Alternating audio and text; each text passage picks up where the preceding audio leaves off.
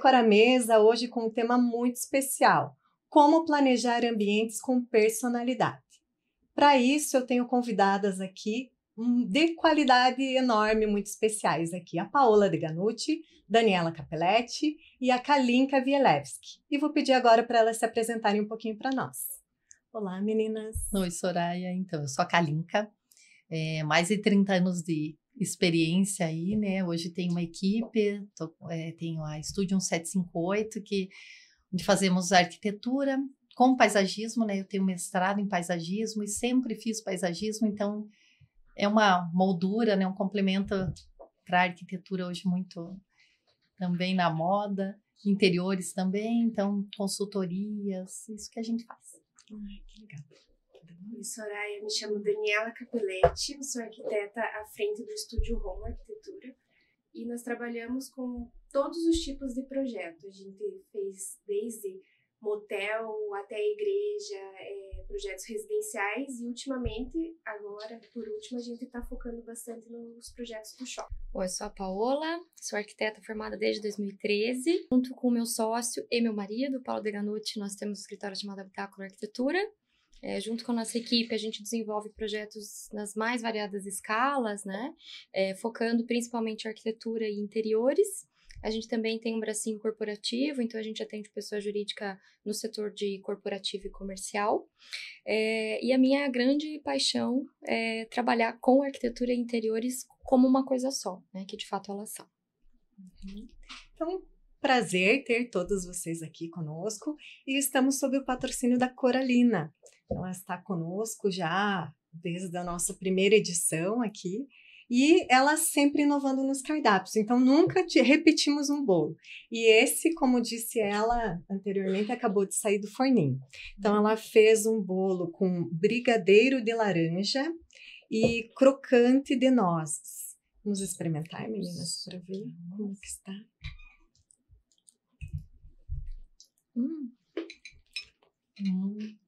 Nossa, muito bom, muito bom. Muito levinho, né? Uma massa, né, bem leve. O doce na medida certa, como eu digo, né, para ela.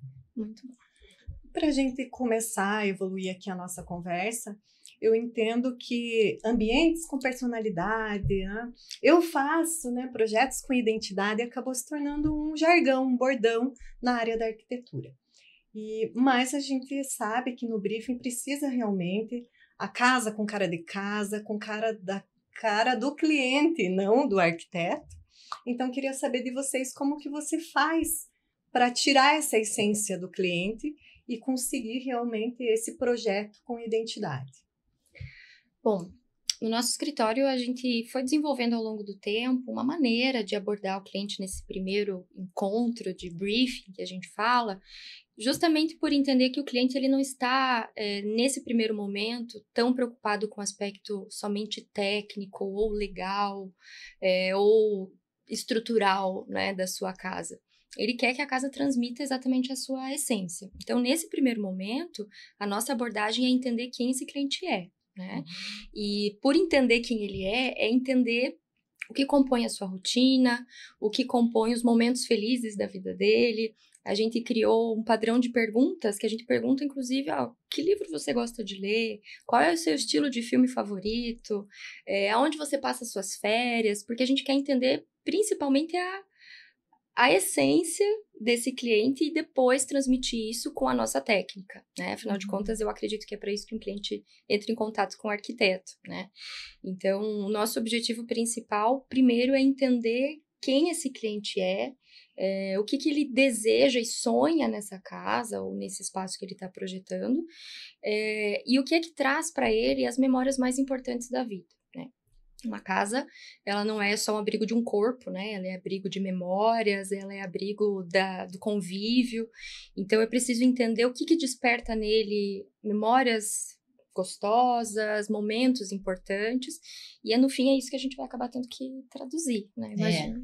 Nós somos tradutores, é bem isso, trazer para a técnica tudo aquilo subjetivo, né, que o cliente, né, não quer resolver, ele quer que a gente resolva. Eu adoro ir na casa do cliente, um primeiro contato até onde ele vive, assim, porque assim eu consigo, né, mais ou menos ali mapear como que trabalha, como que vive a família,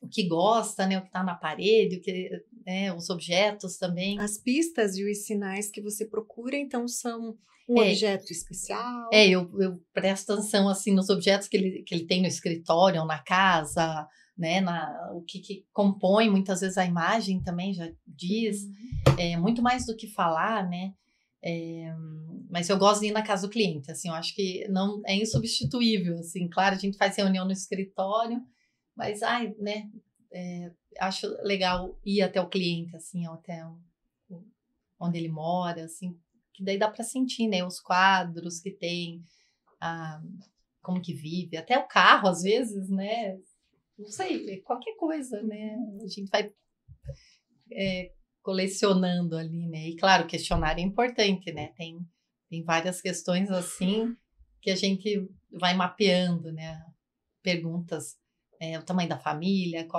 onde passa as férias, tudo isso que a Paola falou. Quanto mais à vontade o cliente tiver, mais a fundo ele vai falar o que ele quer, né? Porque o primeiro contato sempre ele é mais, né, não é tão intimista assim. Então a gente gosta também de ter várias reuniões e dizer para o cliente que ele tá livre para ele falar tudo, independente que seja um gosto bem radical assim. Deixar o cliente à vontade. À vontade, né? Que ele pode falar tudo, que ele pode ser quem ele realmente é, que como a Paola disse, nossa função é transmitir isso pro projeto, né? Vocês já pegaram algum cliente que ele tá com aquela tendência de querer um espaço de capa de revista e você conseguiu mostrar para ele, olha, a tua essência é diferente disso aqui que você está querendo, né, que eu coloque no projeto? Isso já aconteceu com vocês? A pessoa quer uma coisa, ela fala uma coisa e quer outra, né? Mais ou menos assim, eu já peguei, sim. Mas eu vejo que quanto mais a pessoa se conhece, acho que é Sócrates, né? Conhece a ti mesmo, alguma coisa assim.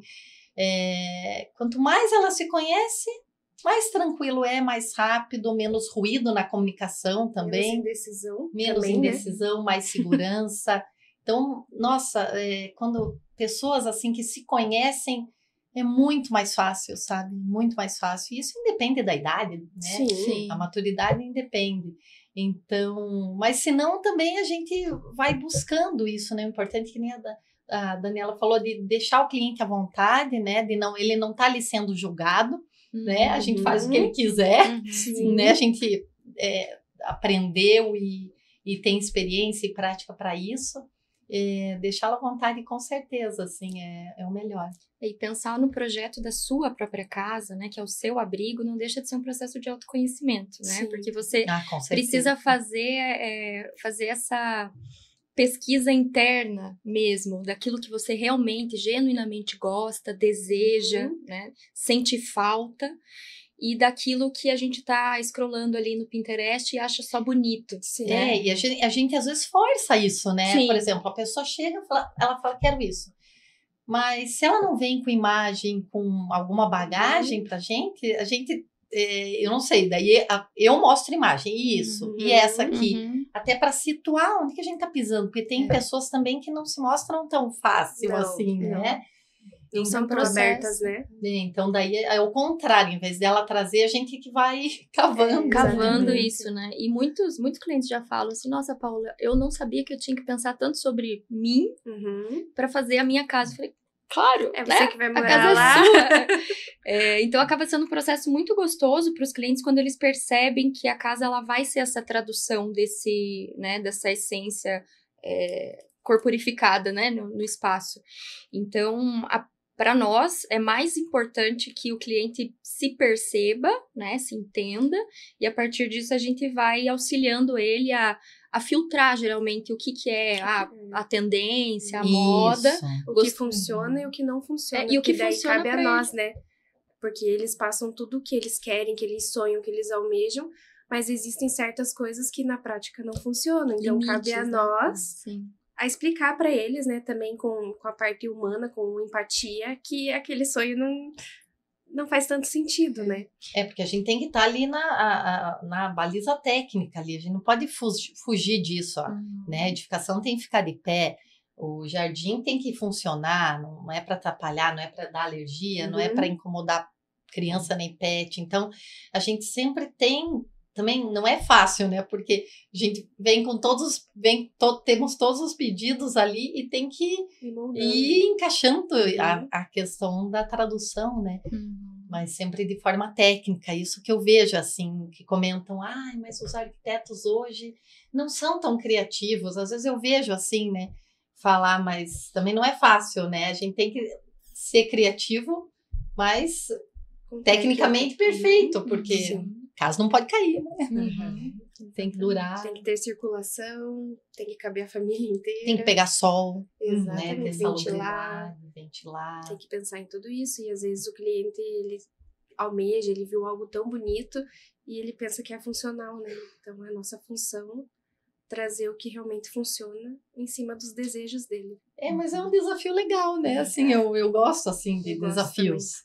Então, né, vamos lá, qual que é, né? Porque às vezes você tem ali você não tem sol, você tem que virar e você não tem o lado do sol, né? Então você tem que dar um jeito, né? Exatamente. Você gosta. E indo por essa linha, qual que foi o elemento mais inesperado ou não convencional que você incluiu em um projeto que realmente traduzia a personalidade do cliente daquele imóvel? Eu tenho... Conta para nós. É uma casa de um casal muito especial, eles já têm mais idade, então eles saíram do centro da cidade e foram morar no Alphaville. E o desejo da esposa era que na entrada da casa tivesse as iniciais do marido em mármore. Então, em homenagem a ele, a gente fez. Na entrada da casa tem um JP gigante em mármore, ficou lindíssimo. Então, foi o primeiro pedido, assim, quero homenagear o meu marido na nossa casa, na entrada de casa, com as iniciais dele. Eu achei, assim, sensacional. Diferente, ousado, né? Mas ficou muito legal. A casa é dela. A casa é dela, e ela ama o marido, e ela respeita e admira muito, então eu achei muito legal. Eu gosto, assim, de, às vezes, fazer uma certa surpresa pro cliente por alguma coisa que ele não tá esperando. Principalmente em interiores, que acaba ficando mais fácil, né? Mas eu vou contar 2 situações. Uma foi uma cliente que a gente fez um home office na casa dela, e aí eu vi jogado num cantinho um tecido bonito que uma amiga dela tinha trazido, não lembro de qual país da África, se foi da Angola, realmente não me lembro. E aí eu vi, achei bonito, tirei uma foto, e aí depois a gente transformou uma parte estofada com aquele tecido que ela nem tinha me mostrado, né? Ela só comentou. Então, é legal quando a gente faz essa escavação, né, dessas coisas para poder apresentar para o cliente uma ideia que ele não havia pensado. E uma outra situação foi um cliente que no briefing comentou que adorava comemorar o Natal. Para ele, o Natal era, né, o momento mais importante. E aí na casa dele tem os cabos de aço na escada e a gente fez pensando em enrolar as luzinhas assim para descer como se fosse uma cascata na decoração. Obviamente que isso tinha uma questão estética também, técnica, mas pensando nesse desejo dele de reunir a família ali num evento. Então, às vezes são sutilezas, né? Sim, são detalhes pontuais, mas que a pessoa se sente representada nesse espaço. Eu gosto assim, o cliente chega lá, quero tudo novo, uma reforma ou interiores, né, um projeto. E existem peças ali que ele não dá importância, ele já enjoou, né? Peças em madeira, como esse vaso lindo que você trouxe, cadeiras velhas ou não sei, principalmente madeira, né? Porque madeira é uma coisa, né, viva, assim, parece, e ela assume uma outra cara, né? Então a gente pega uma coisa velha, transforma em nova, mas que tem uma memória afetiva e que conecta imediatamente, né, a pessoa ao espaço. Então, e às vezes o cliente nem quer usar. Eu que não que force, mas eu que dou uma ideia e se ele topar, no fim, acaba gostando. E eu imagino que você, Kalinka, também trabalhando mais na área de paisagismo, deva ter muito isso de alguém ter um apego afetivo por algum aroma, cheiro, por alguma fruta, textura, planta. Eu mesma sinto muita falta. Eu era criança, assim, eu chegava nos jardins quando não tinha fruta eu comer, né? Falei, nossa, um jardim tão lindo, assim, sem fruta. Então, hoje também a minha batalha é voltar com as frutinhas, pé de pitanga, pé de amora, né? Pelo menos é a minha memória afetiva, né? Então, tem que ver se o cliente também dá importância, mas às vezes eu coloco, né, assim, só para ver se ele gosta, mas acho que agrada. Mas a coisa do aroma, né? Porque o paisagismo traz isso. Eu vejo ele como uma moldura, né? Eu falei que tá na moda, mas quando é que a natureza saiu de moda, né? Acho que nunca. Mas hoje eu vejo, né, uma valorização ainda maior, assim, e como, né, tem a textura, o cheiro, né, mais vivo ainda que a madeira, a gente consegue, sim, né, trazer às vezes foto de vó, na casa da avó, aniversário, né, que tem alguma coisa. Então, sempre acho tem uma legal, azaleia. Assim. Azaleia, aquelas plantas que ninguém nem pensa em comprar, né, nas hortas, assim, nas roças ou nas lojas que vendem. Mas é legal ter essa memória afetiva também, né, no jardim, porque a gente pode também arquitetar com as plantas, em todos né? os São sentidos. volumes, né? Sim. Isso é legal. Não é só também. uma decoração, né, que vai trazer a memória, né? Tem vários outros elementos. Sim, tem vários outros, porque é tudo sensorial, né? Então, hoje, acho que a gente aplica isso, né, na arquitetura, no interiores. Aqui a mesa tem, né, a ranhura, né, da madeira, então a textura, o aroma, a cor, tudo, né? São os sentidos, né? Isso, o som, né? Agora o cheiro é mais difícil, né? E eu tenho essa coisa, eu lembro do cheiro dos lugares, assim. É incrível, né? Muito legal. Mas isso é difícil trazer, né? O cheiro é difícil. Pelas flores, pelas plantas, não, mas é o cheiro da madeira que é diferente. Né? O cheiro da casa nova. Tem uma cliente que ela falou, ai, Kalinka, cheiro de casa nova. Eu falei, nossa, eu nunca pensei nisso.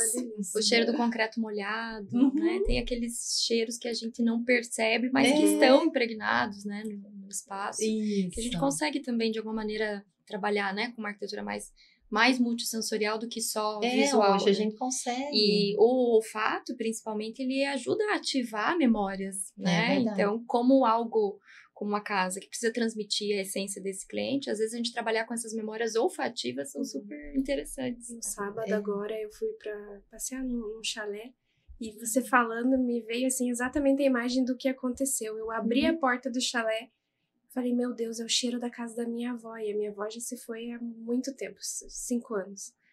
Falei, meu Deus, é o cheiro da casa da minha avó.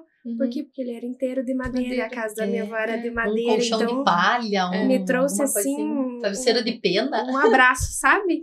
E é isso que a gente busca trazer para a arquitetura, né? Então é muito legal essa parte. Fica muito emotiva, mas é isso mesmo. É que marca, é como se fosse um carimbo, assim, sabe? E traz uma emoção a mais, assim. Sim. Então, é legal buscar isso nessa primeira entrevista e ao longo de todo o projeto, né? A gente sempre tenta aí aguçar de várias formas para que fique positivamente marcada, né? Então, tem que ser positivo também, né? Então, aqui também nós, para fazer, né, o Ruiz Decora a Mesa, trazemos sempre algum detalhe de peças especiais. Hoje a gente trouxe na decoração, lembrando já a primavera, o frescor mesmo das flores, que vem, né, alguns lembram já pelas suas alergias, né, a polinização já a passa. vida. Já faz passa. parte, é um processo. O seu ciclo, né? E nós contamos também com a parceria muito especial da Carol Joias. A Carol, ela sempre pensa de acordo com o tema que nós vamos propor, ou a roupa que vamos vestir, algum acessório. E hoje são esses escovados, um ouro escovado. Ela falou que remetia à alfaiataria. Eram peças finas, usadas, marcantes e elegantes. E hoje, até como a alfaiataria, ela já está mais versátil, né? Está como a alfaiataria se usa com tênis, essas peças, né, elas podem ser usadas no dia a dia, se bem usadas e combinadas ali no look, né? Então, falar um pouquinho que a Carol, ela sempre pensa nisso. Ela traz de acordo com o momento ou com a personalidade do cliente, ela faz uma curadoria muito especial. Então, recomendo para vocês fazerem o teste, né, de entrar em contato com ela, ela vai fazer ali a abordagem, assim como vocês fazem, Igual, né? Esse briefing, ela também faz com relação às joias e é bem interessante, né? Recomendo para vocês.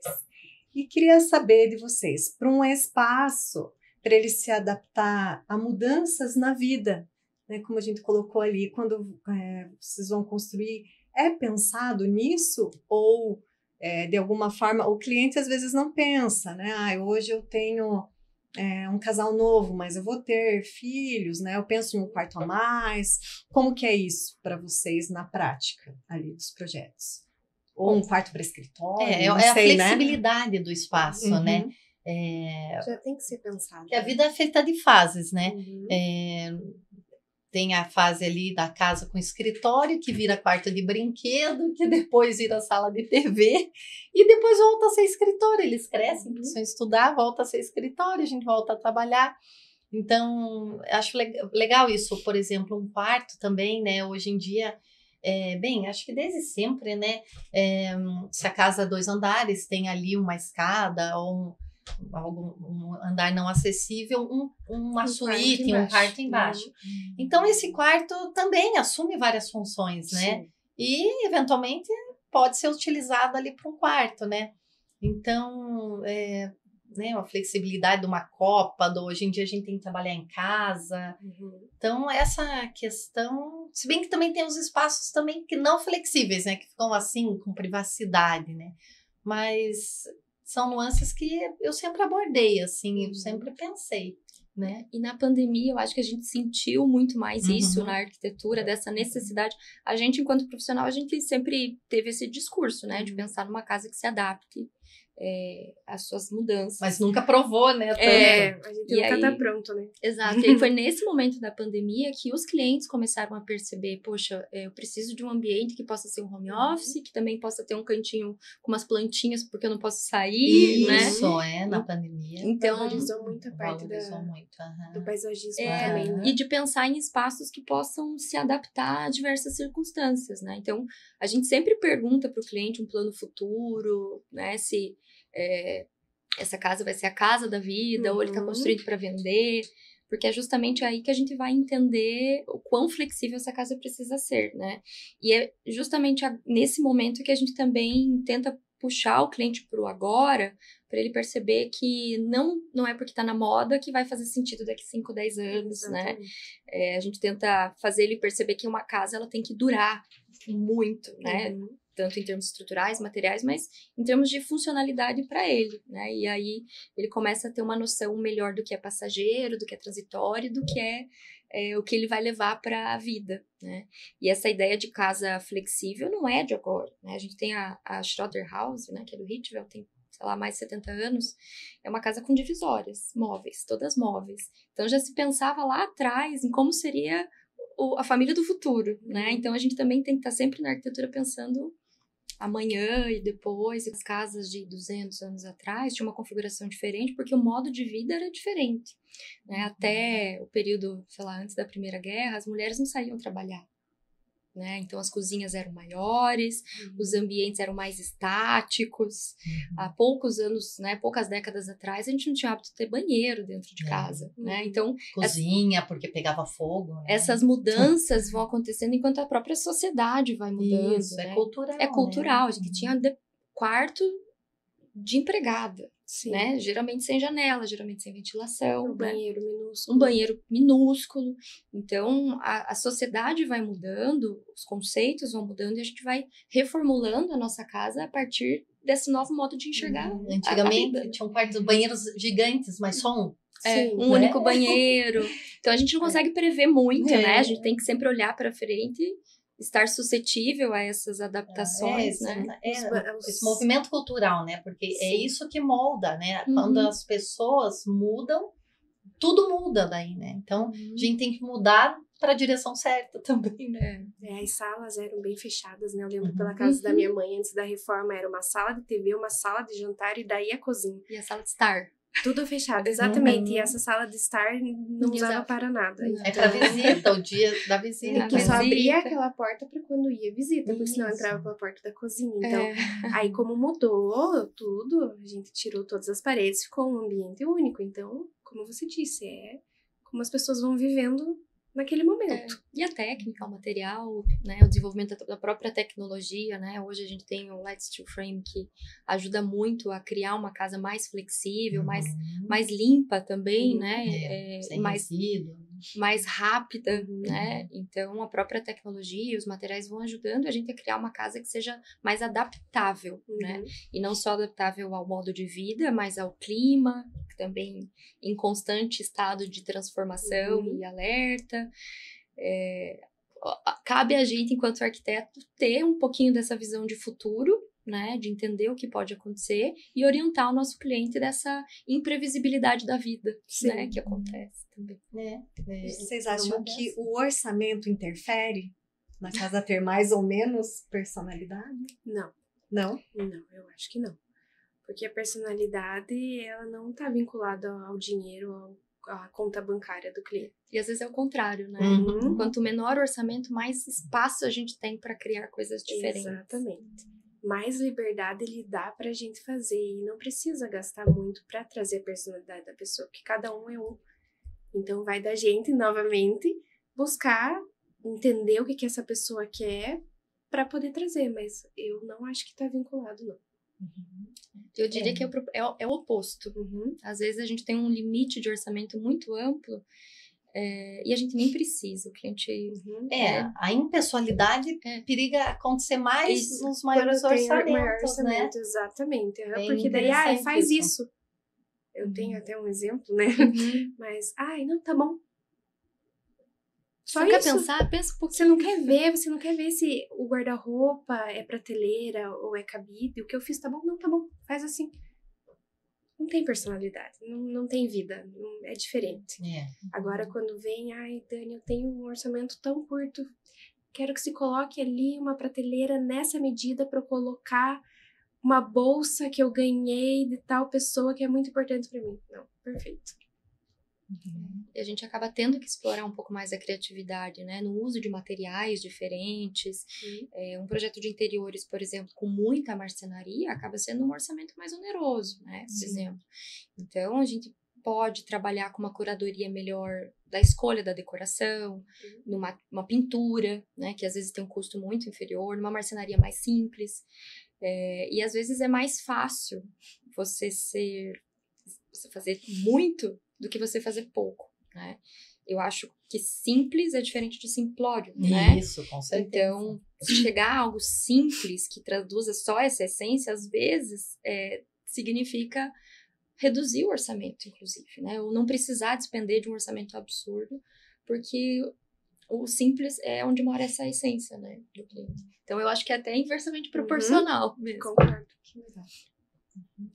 Caminhando para o fechamento, meninas, queria que vocês dissessem ou contassem para nós mais uma experiência marcante de um bom final, né? Uma boa que traduza realmente a personalidade do cliente. Eu tive essa experiência. Vocês já contaram algumas, contar mais alguma ou um conselho, né? O que seria mais importante para alguém que está começando a planejar um ambiente para que realmente fique com a cara da pessoa? Bom, eu sugeriria essa pessoa vasculhar as suas coisas, a sua história, a sua memória e fazer um relato sincero com ela mesma dos lugares que ela se sente bem, para tentar entender por que ela se sente bem nesse lugar. Fazer esse mapeamento afetivo das coisas que ela tem, né? Sejam elas memórias físicas, olfativas, visuais. Fazer esse processo de autoconhecimento mesmo, de tentar se entender, né? Eu gosto muito de citar, tem um filósofo que chama Alain de Botton, e ele fala que a casa, a gente busca na casa aquilo que a gente sente falta no mundo. Então, o que o mundo externo não me oferece, eu tento colocar na minha casa. É o refúgio. Né? Então, eu sempre falo para o cliente tentar vasculhar, né, dentro da alma dele o que ele sente falta no mundo externo, o que o mundo externo não oferece, que ele quer dentro dessa casa. E aí já ajuda muito a gente a entender esses desejos, né? Às vezes o próprio cliente não consegue expressar, às vezes com com ele me passando a sensação que ele quer em vez do que ele quer, mais a sensação do que o objeto, a gente consegue traduzir melhor. Então, eu sempre falo isso para ele. Vasculha, faz esse mapeamento afetivo das tuas coisas, da sua memória, daquilo que faz você se sentir bem e quais são as sensações que você deseja para esse espaço. E depois disso, obviamente, né, de preferência, escolher um profissional, né, contratar um profissional que vai ajudar ele a fazer esse caminho, né, esse mapa. E eu falo muitas vezes, assim, Soraya, que a gente acaba, que arquiteto tem fama, né, de que faz o cliente gastar muito, né? Mas eu fico pensando, eu acredito que o arquiteto, que a gente até ajuda a economizar, sabe? Não gastando com coisas desnecessárias, que vai ficar datado, né? Aquela coisa que daqui a pouco ele não aguenta mais olhar na frente, já vai querer reformar.